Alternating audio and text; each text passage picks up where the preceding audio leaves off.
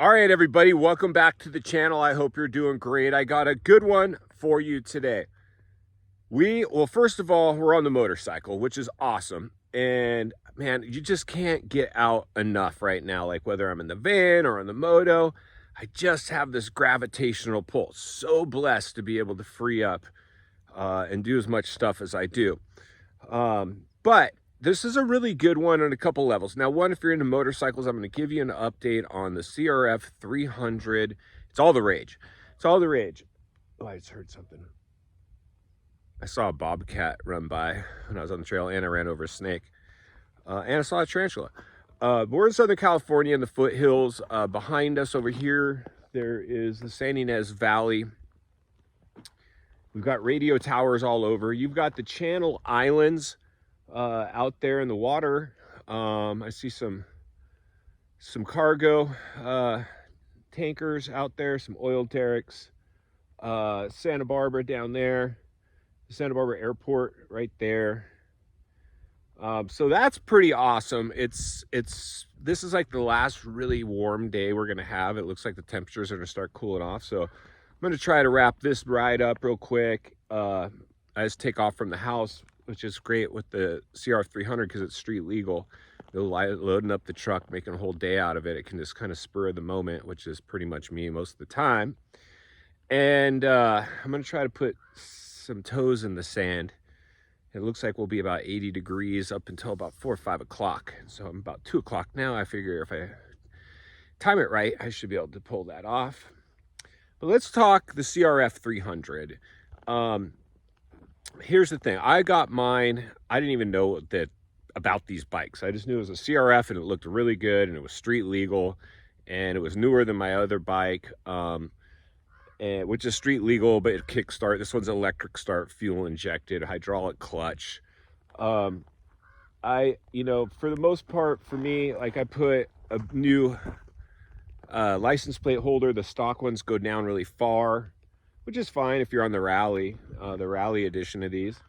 I put some black frame guards on it, some red rim tape, took the mirrors off and just put a little plastic cheap one that just folds down, which is nice. So I just put it up when I'm on the streets. It doesn't even barely work, really. I can't see much out of it, but it makes it street legal. So yeah, I put an anodized red oil fill cap on it and some oversized, let me spin you around, platform foot pegs on it.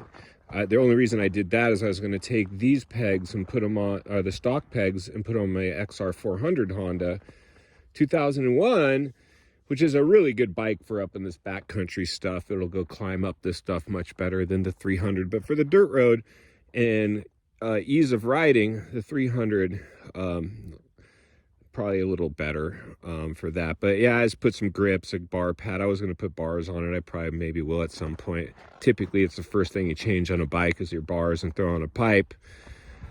But for me, like, I didn't want to sink too much money into a bike that really isn't capable of doing a lot. I did put a Gold Series chain on it. The stock chains are pretty chintzy, and that is one thing that you might read in reviews about the CRF300.